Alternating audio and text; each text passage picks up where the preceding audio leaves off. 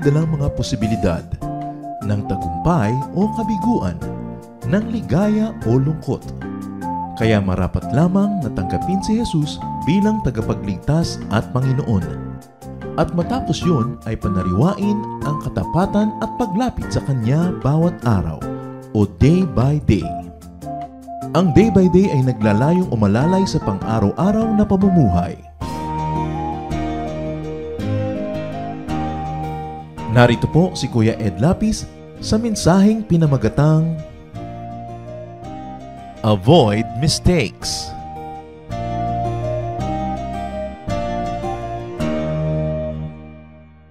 More of Jesus means less mistakes in our lives. When there's more and more of the Spirit, when there's more and more of the Father in our lives, definitely there's going to be less and less mistakes. Mistakes can cause so much discomfort, pain, and loss.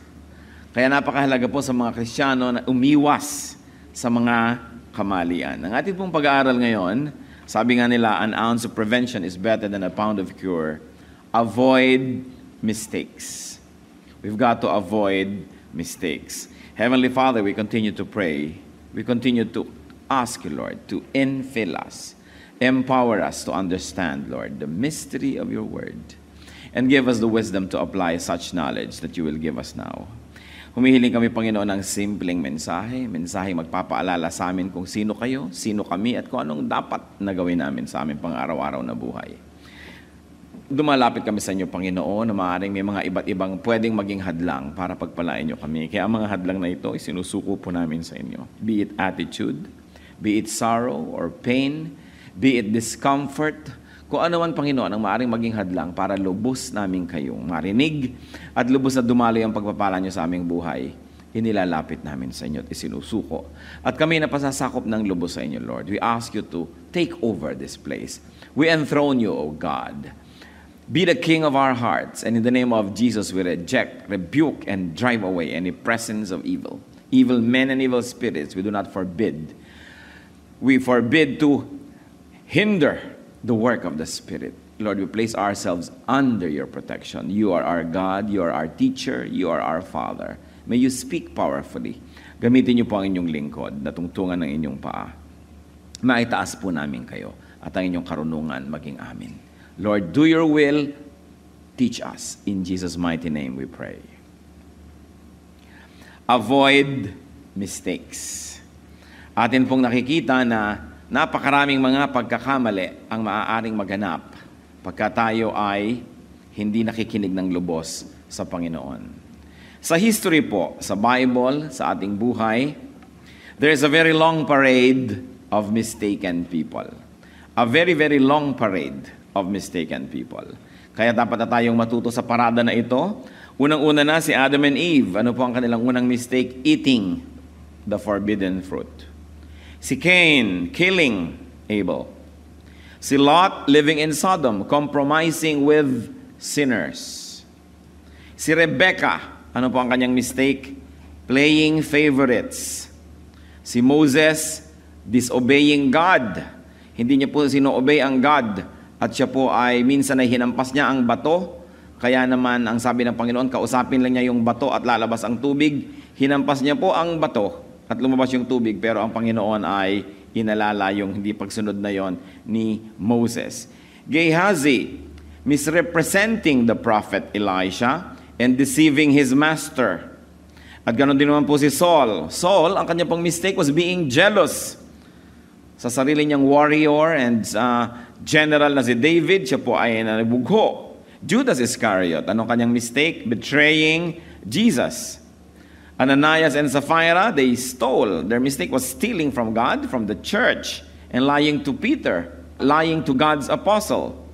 Yan po ang mga parada ng maraming mga pagkakamali. Even our relatives, our friends, and ourselves. Kasali din tayo sa parada na yan.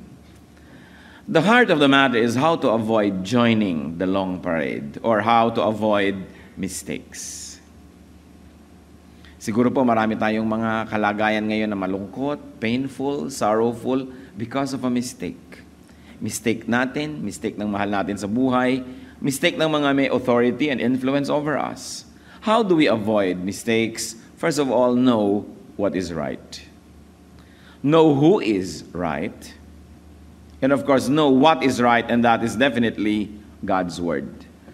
Kailangan kilala natin ang Panginoon. Kailangan kilala natin ang Kanyang salita at alam natin ang Kanyang turo.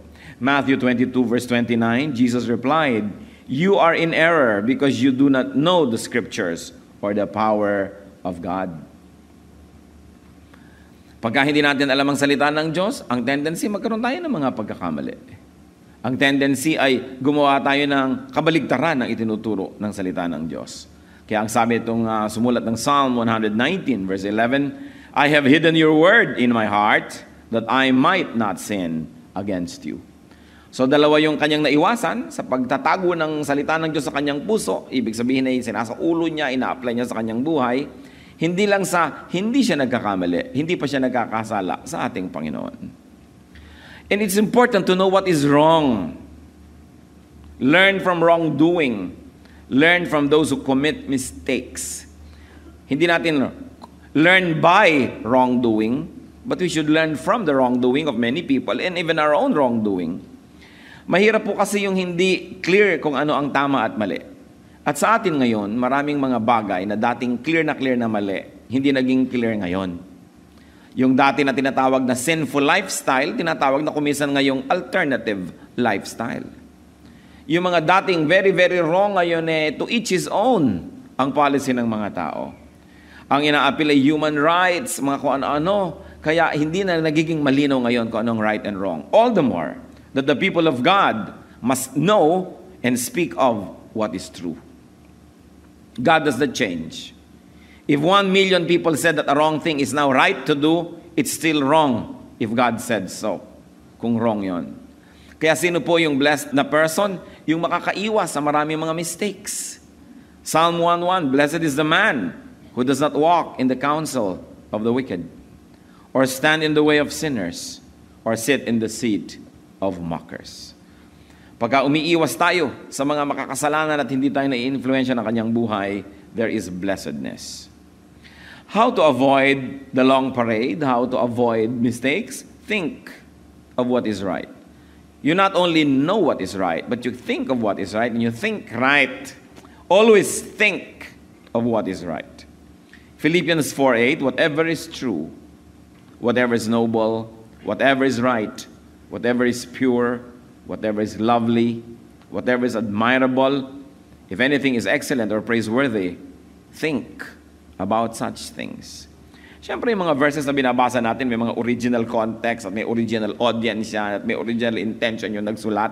Pero hindi natin maaaring i-confine lang yun doon kasi meron siyang mga universal truths that can be applied today. That's why the Word of God is powerful. And we are appealing to and we are trying to look into the universal values of these verses, how they may be applied to our lives today. So kung ano yung totoo, kung ano yung mabuti, kung ano yung maganda, yun ang dapat iniisip. At nang hindi napupuno ang ating isip ng mga pangit at mga mali at mga hindi dapat. Kaya pinsanan ang pinag-uusapan natin na yan is to dwell on what is right. Immerse yourself on what is right and in what is right by letting the Word of Christ dwell in you. Merong rule yan ng osmosis Yung daw liquid of higher concentration move to areas of lower concentration. So yung high concentration of the Word of God, kung lagi tayong nag-i-immerse doon, magkakaroon ng osmosis. Lilipat yon sa atin. Kaya nga yung maalat na tubig, hulugan mo ng karne, aalat yung karne, lumipat sa kanya. From a place of high concentration to a place of low concentration. So kung low ang concentration ng Word of God sa atin, kailangan magkaroon ng osmosis. We immerse ourselves in God's Word. We immerse ourselves in God's righteousness. Then it becomes our second nature.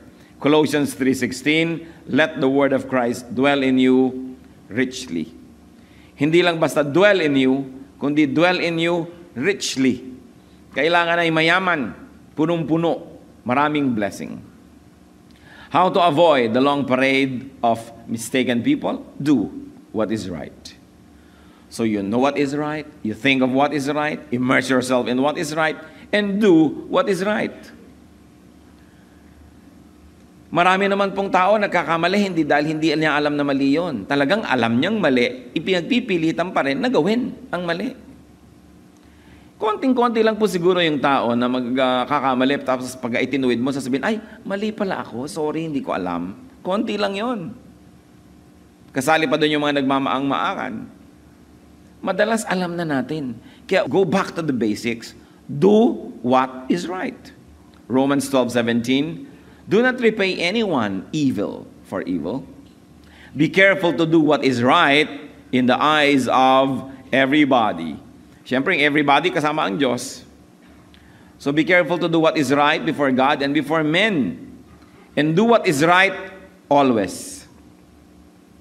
Hindi lang yung do what is right when you're in church, pagka Sunday, pagka may retreat. Do what is right always. Then we avoid mistakes. If you always do what is right, maybe the best things will not always happen, but definitely the worst won't. Kaya lagi dapat ang ginagawa ko, ano yung tama? And then stay on and keep to what is right. Keep to what is right. Kung minsan yung iba hirap na hirap, nag-agonize, magde-decide right or wrong. Dapat hindi na tayo nagkahihirapan. Yung right ang gawin, maging automatic, maging second nature to us. And then matapos mahirapan mag-decide to do what is right, to be in the right place, sandali-sandali lang, aalis na sa right position, pupunta sa wrong position. That's why we have to keep to what is right. Proverbs 2:20, thus you will walk in the ways of good men and keep to the paths of the righteous. Keep to the paths of the righteous. Kung nakikita po natin halimbawa yung landas ng righteous, yung landas ng hindi righteous, dapat doon na lang tayo lagi. Wala naman po akong bagong sinasabi sa inyo. Alam nyo to eh. Alam natin itong lahat. Kaya lang ginagawa ba natin to do what is right and to keep to what is right? Kaya yung wisdom, ang sabi niya sa Proverbs 23:26, my son, give me your heart and let your eyes keep to my ways. Gumagawa na tayo ng tama, huwag na natin kakalimutan at tatalikuran yung tama. Stay there. Bakit ba umaalis kuminsan yung mga tao sa tamang path? Kasi parang mas attractive yung wrong path. Parang mas maraming promises, mas maraming comfort, mas maraming fruits. But it's a lie. Parang yun ang sinabi na masarap kasama si Satan kasi ibe-bless ka niya. He has no capacity to bless because Satan, as referred to by the Lord, is a thief. And the Lord says the thief comes only to steal, kill, and destroy. Wala tayong mabuting mapapala sa paglakad sa mga landas na mali. Kahit merong initial na parang fruit na maganda. Para rin yung mga nawa 1, 2, 3 na mga kung ano mga scam. Siyempre, sa unang pagsali mo, may tubo ka agad, makakatikim ka ng kita, merong benefit para ka mawili. At pag wiling-wili ka na, pati kaluluwa mo, i-invest mo na, ilalagay mo na lahat. Pati gintong ngipin ng lola mo, ilalagay mo na doon. Doon ngayon, lalabas yung pagkaka 1, 2, 3. Alam niyo yung 1, 2, 3, run. 1, 2, 3, takbo. Tinakbuhan ka na. Siyempre, may benefit sa umpisa. Meron agad yan na attractiveness. Kaya nga, dapat maingat tayo pag yung benefit na papalagay sa una. Pagka ang trato agad sa'yo, ang ganda-ganda, wala pa kayong pinagsamahan, bigay na ng bigay sa'yo ng mangga, ng langka. Bakit? Parang sinabi na ni Balagtas, pag ang isinalubong sa iyong pagdating ay maamong mukhat, may pakitang giliw. Ano daw ang kasunod nun? Ihanda ang iyong gagamitin pagkat iya'y kaaway na lihim. Pag sobrang friendly, no? Yung mga kumari nyo, kung sobrang friendly, naku, magduda-duda kayo. Baka nagkikita sila ni Mister. Aba yung mga kumaring sobrang mahilig magregalo sa kanilang kumare, mag-isip-isip kayo. Baka may guilt complex kaya regalo ng regalo. No? Gustong anakin lahat ng inyong anak, puntahan kayo lagi, ipagkudkud kayo ng nyog, igawa kayo ng palitaw. Laging nasa bahay nyo, mag-isip-isip kayo din. Sabi ni Balagtas, pag ang isinalubong sa iyong pagdating ay maamong mukhat, may pakitang giliw, ay dapat huwag mong ilapat ang loob mo agad. So ganun din po yung mga deception ni Satan. Laging may benefit, may friendliness, merong mga kung ano-anong mga niceness.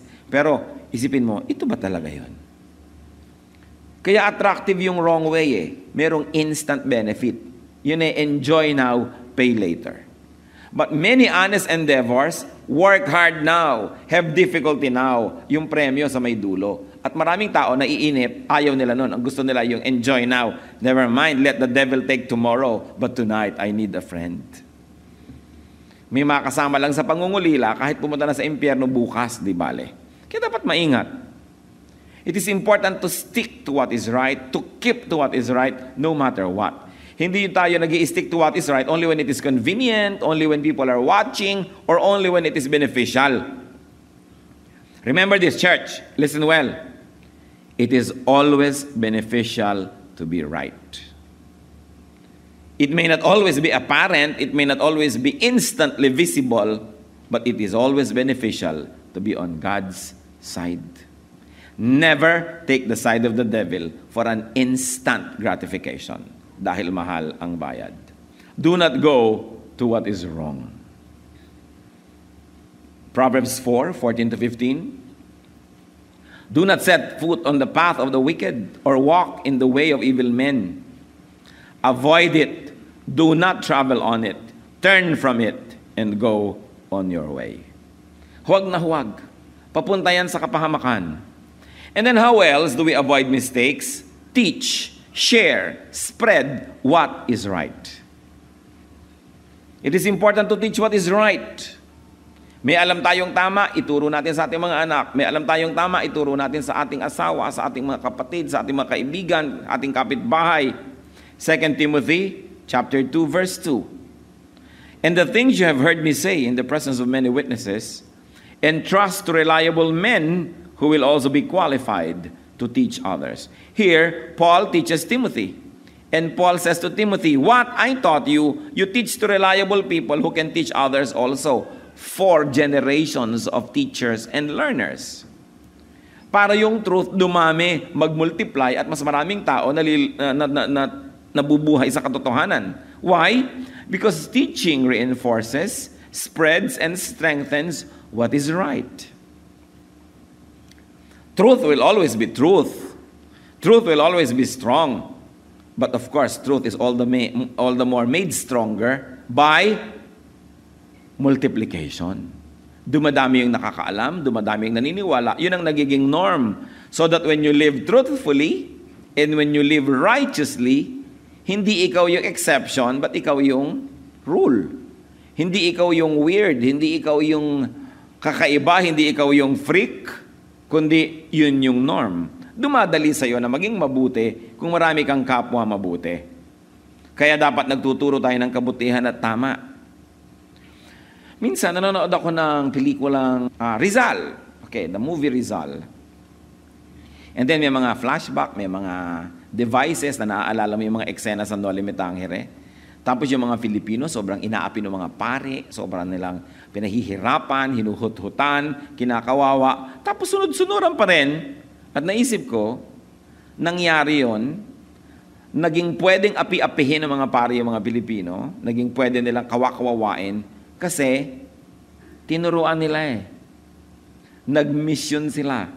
Na-convert nila yung mga tao, nabihag nila ang utak, kaya ngayon, kayang-kaya nilang ganunin. Kung babalik rin po natin yan, na kayo ay magko-convert ng mga tao to righteousness, magko-convert tayo to biblical Christianity, magko-convert tayo to real spirituality, what will happen? These people will also be very helpful to us. Kasi siyempre yung tinuturuan mo, pag pareho na kayo ng paniniwala, nagiging magkakampi kayo. At pag magkakampi na kayo, nagiging kaibigan mo pa siya. Pero pag hindi mo siya tinuruan at magkaiba kayo ng paniniwala, magkaaway kayo. Yung lakas niya, gagamitin niya laban sa'yo. Samantalang kung siya ay kapanalig mo na, yung lakas niya ay gagamitin niya para sa'yo at para sa inyong pananalig. Kaya napakahalaga na magturo po tayo ng katotohanan. Kasi yung mga taong hindi nabubuhay sa katotohanan ay kalaban ng katotohanan, therefore kalaban natin. Pero oras na sila ay nasa katotohanan na, nagiging natin silang kakampi, hindi lang sa nababawasan na nagpapahirap sa atin, nadadagdagan pa yung katuwang natin. Kaya mahalagang magturo. Naranasan nyo na ba yan sa pamilya? Kung minsan may nagpe-persecute sa inyong kamag-anak dahil naging Christian kayo, pagkatapos na naging kapwa Christian nyo na, hindi na lang siya nagpe-persecute. Kasama nyo pa, katuwang nyo pa. Kaya mahalaga ang nagtuturo. Ang mga churches na magsusurvive, ang mga churches na dadami, lalago, titibay, yung mga churches na nagtuturo. It's a battle for hearts and minds. At hindi dapat tayo mag-blush, Hindi tayo dapat mahiya, hindi tayo dapat mag-apologize for teaching because the other choice is Satan. The other teacher is Satan. Kaya dapat talaga masigasig tayo. By teaching what is right, we neutralize the enemies. Teaching neutralizes enemies. Teaching wins allies. Teaching creates a climate of correctness wherein the righteousness that we teach becomes the norm, and teaching strengthens ourselves. Kuminsan, nanghihina ka na sa pananampalataya, naghihina ka na sa paggawa ng tama. Pero sinong nagpapalakas sa'yo, nagbibigay ng encouragement, nagsusupport sa'yo? Yung tao na naturuan mo lang noon, ngayon siya ang strong. Kaya naging weak ka, siya ang tumutulong sa'yo. Panahon lang naman yan eh. May panahon ako minsan medyo weak ka, pero yung tinuruan mo, naging strong siya ngayon na magdadala at tutulong sa'yo. Eh kung wala kang naturuan, ikaw ay naging weak, di wala na magsusupport sa'yo, lulugmo ka na talaga. Kaya tayo mga Christians, dapat para tayong mga mikrobyo. Nagpaparami, naghahawa ng kabutihan, ng tama, ng katuruan. Kaya ang tanong sa sarili, at gusto kong tanongin niyo ang sarili niyo ngayon mismo, marami na ba ako naihawa? Gaano karami ng tao ang nadala ko kay Kristo? Gaano karami ng tao ang nabigyan ko ng pagkauhaw sa salita ng Diyos? Na-introducean ko ng Word of God, taas na addict na, nag-aaral na siya ngayon. Kahit hindi ko ini-introduce, nag-aaral pa rin. At kahit nga ako tinatamad ngayon, siya pa yung namimilit sa akin. Napaka-successful ng teaching na ginagawa natin pagka ganon. Kaya dapat mga kapatid, mission field yung talaga ang inyong pamilya. Every heart that has Christ is a missionary. Every heart that doesn't have Christ is a mission field. And remember this, spiritually speaking, every heart that doesn't have Christ is actually your enemy. So, what is the best way to beat an enemy? Not to kill the enemy, but to turn him into a friend. The best way to defeat the devil is not to kill those who follow him, but to take them to Christ, take them to righteousness. So instead of now being a soldier of darkness, this person becomes a soldier of righteousness. Nagiging times 2 yung resulta. Nababawasan ng isa yung kalaban, nadadagdagan ng isa itong kakampi. Kaya parang dalawa yung tao na nadagdag sa'yo. It is important to teach. Mga kapatid, lagi natin ituturo. Bakit ba tayo may mga notes pa? Pagka tayo ay nag-aaral ang salita ng Diyos, para ba mayroon kayong ipampuna sa maraming upuan sa park? Diba? Para ba mayroon kayong upuan pagka marumi yung silya? Para mayroon kayong pamparikit ng apoy? Ano kaya yun? Because I want you to teach people. Pag uwi nyo sa bahay, all throughout the week, sa office, friends, ilalabas nyo inyong notes. Alam mo, natutunan ko nung Sunday, ganito, ganyan. Teach. Because it is only by teaching that we can win the world. Kailangan maintindihan ng isip ng mga tao kung sino at kung ano si Kristo. Another way to avoid errors is to seek who is right and who is righteous. It is very important to surround yourself with the correct people. People who live by what is right. Kung kayo man po ay nakikisalamuha sa mga tao ang kamalian ng panuntunan nila sa buhay, kung tayo man ay nakikisama sa mga taong mali-mali ang patakaran sa buhay, make sure that it is done in a missionary perspective. That we are dealing with people who are in the wrong to take them to what is right, not to join them in their errors. 1 Corinthians 15:33, do not be misled.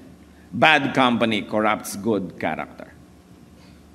Kaya nga yung mga magulang na naligaw ng landas sa mga anak, sino sinisisi? Di naman yung anak lagi. Laging yung kaibigan ng anak. Kasi kaibigan niya ganito. Kasi bad influence yung girlfriend. Kasi bad influence. Lagi.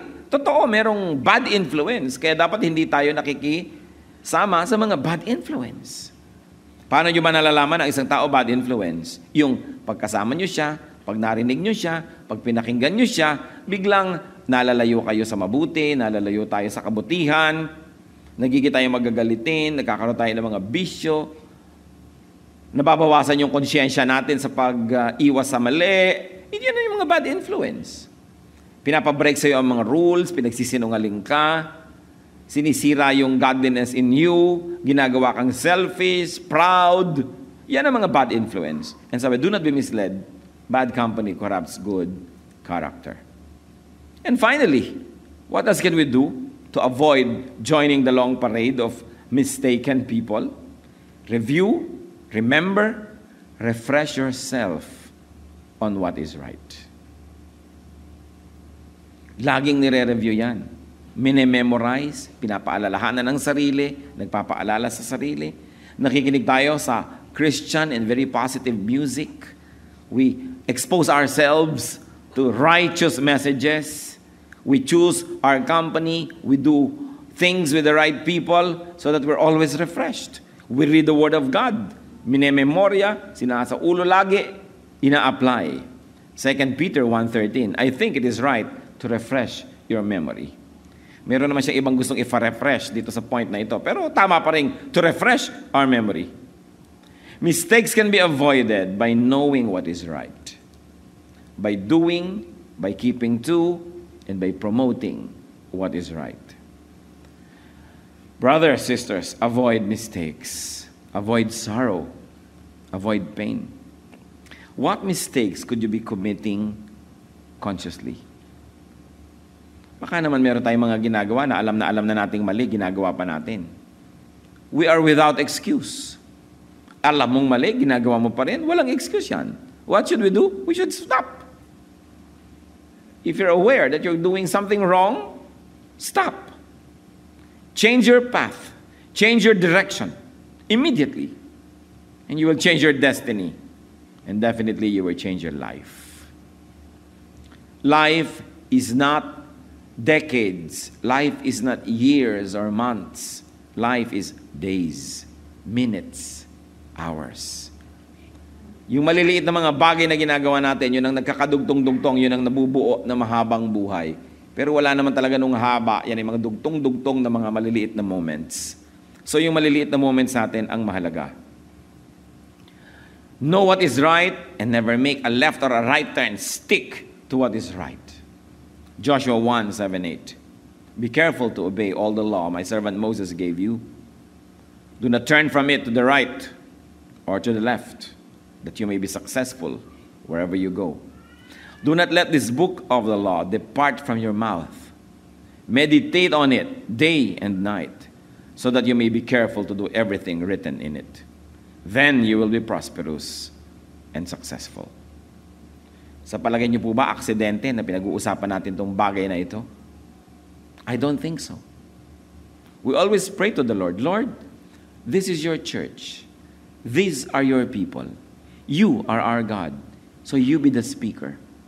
Teach us what to discuss. Give us the verses so that your word may be applied to our lives. And then make your word important and relevant to each and every listener. You are here today. I am here today. God is here today because we have an appointment with the truth.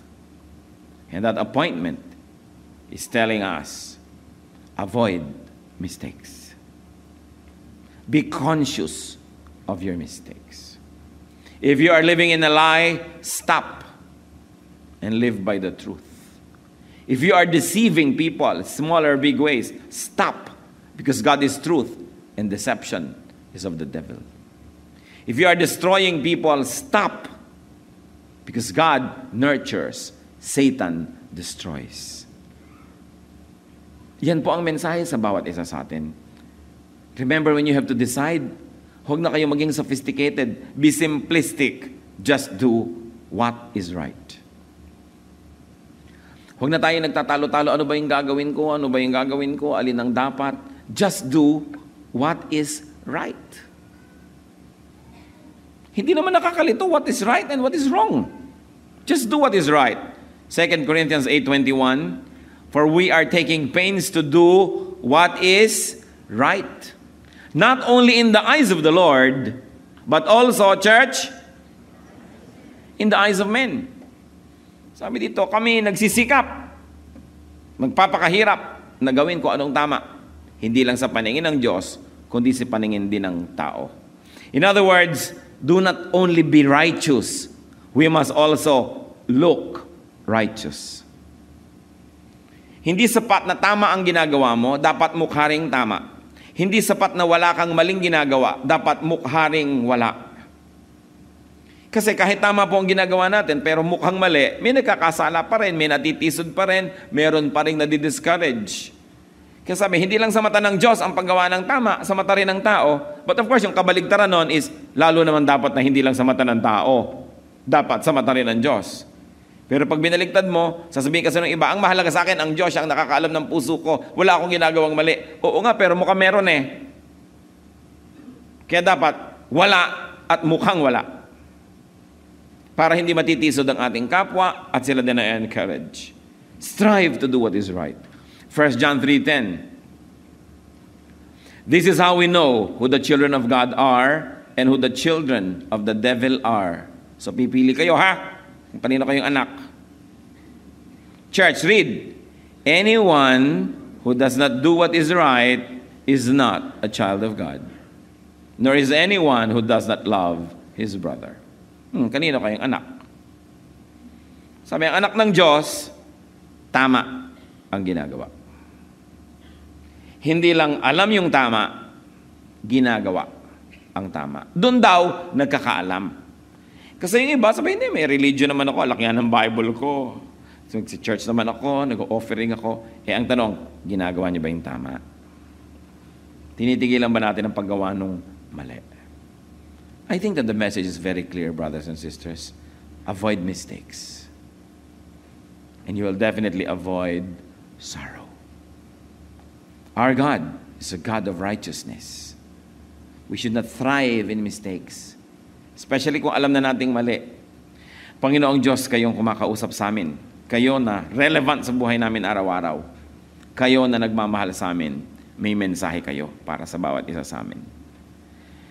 Ipakita mo sa amin ang aming katayuan, ang aming kalagayan, kung ano man ang may mga natitira pa, maliliit mga mali na pamamaraan na alam namin mali, ituro mo sa amin, Panginoon. Hindi na kung anong mali, tamat sapagkat alam naman namin. Lord, strengthen us so that we may do what is right. At ang aming dalangin, Panginoon, yung inyo pong kabutihan, yung inyong katuwiran, maghari sa aming buhay. Kayo po ang siyang tunay na sinasamba namin. Kayo, Panginoong Jesus, ang Diyos ng aming buhay. Nais namin kayong sundin, nais namin mabuhay ng may katuwiran. Nais namin, Panginoon, maganap ang gusto mo sa aming buhay. Maghari po kayo. Pagliwanagin niyo ang katotohanan sa aming puso. Identify, Lord, and unmask all of these deceptions in our lives. And we pray, Lord, that your righteousness will prevail, that we will be able to avoid mistakes. Let's continue to be silent before the Lord. Continue to bask in the presence of the Spirit. Let the Spirit minister to each one of us silently.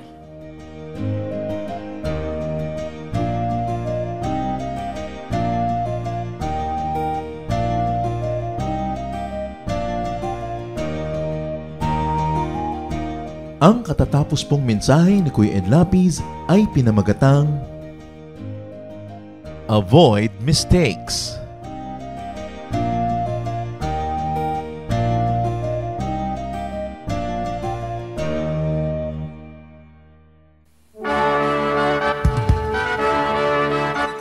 Halina't sama-samang sumamba at magdiwang sa Day by Day Jesus Celebration kasama si Kuya Ed Lapiz. Bulwagan ng Panginoon PICC, one Sunday a month, Philippine International Convention Center, Rojas Boulevard, Pasay City. All other Sundays sa mga Day by Day mini bulwagan ang pagtitipon. Para sa buwan ng Pebrero, gaganapin ito sa February 9, 2025. 8 a.m. ang First Jesus Celebration, 10 a.m. naman ang Second Jesus Celebration. Para sa iba pang detalye, bisitahin ang ating official Facebook page, Day by Day Friends.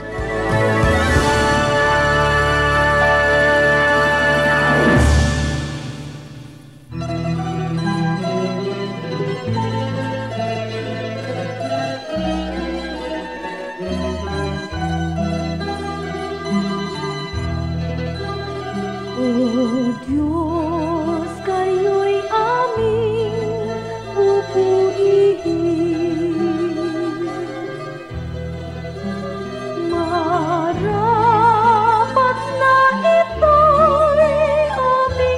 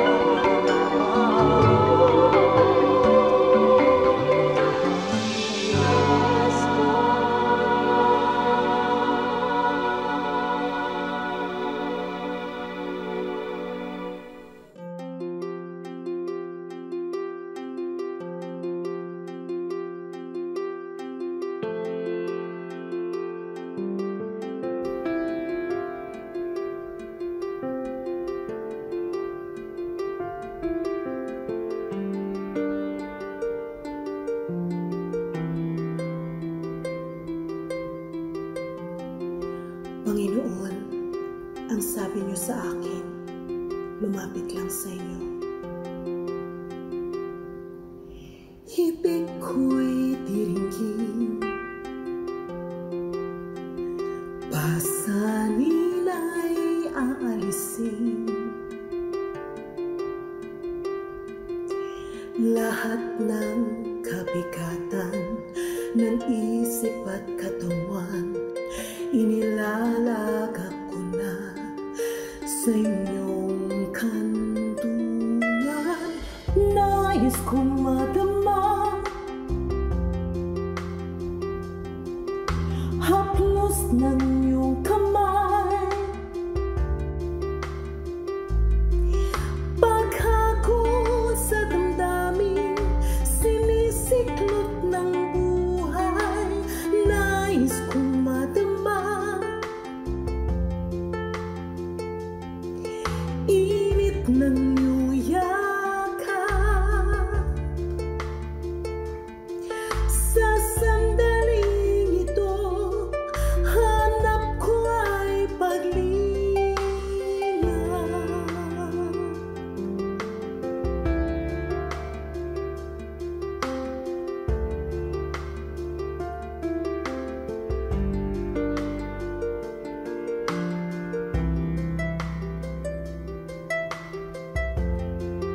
Panginoon, tinatanggap ko po ang inyong paanyaya. Dito sa piling mo, nais kong magpahinga. Ang pagod kong puso, naghahanap ng ligaya. Lapatan mo ng lunas, bigyan ng pag-asa. Nais kong madama, haplos ng iyong kamay, paghakot sa damdamin, sinisiklot ng buhay. Nais kong madama,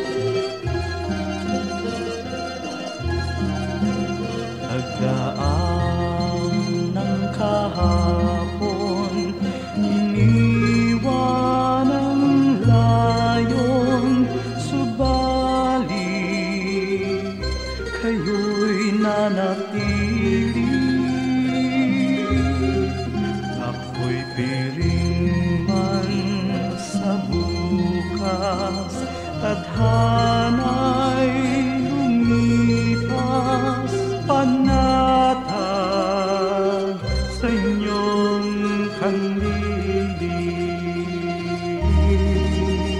O Jesus, sa ulayaw, hatid sa kibuhay, agapay sa paglalakbay. Kaibigan kang tunay, dagli ang karamay, kailanman di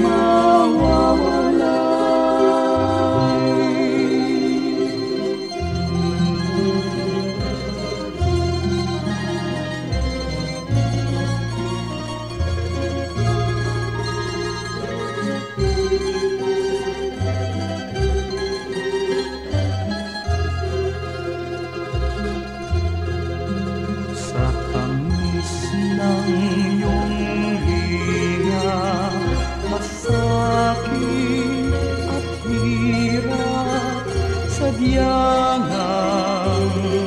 hindi mananaig. O Jesus, kaulayaw,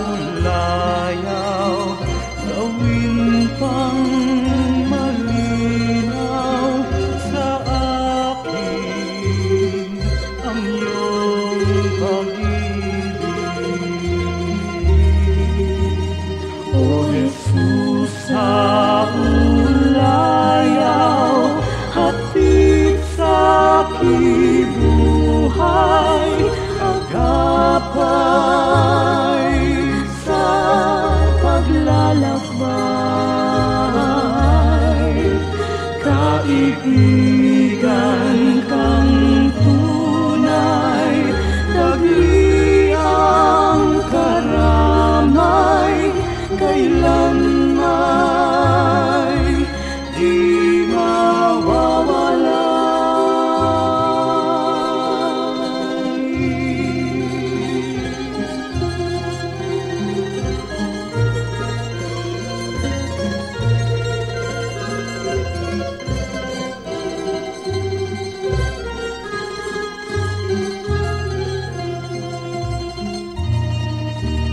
O Jesus, sa ulayaw, hatid sa kibuhay, sa tuwina'y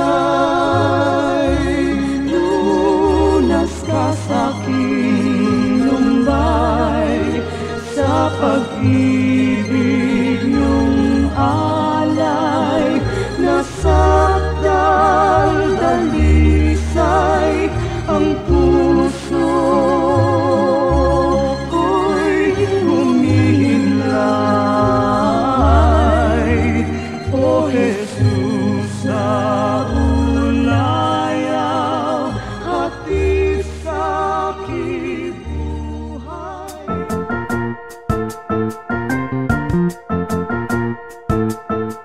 Oras na po para pansamantalang magpaalam ang programang Day by Day.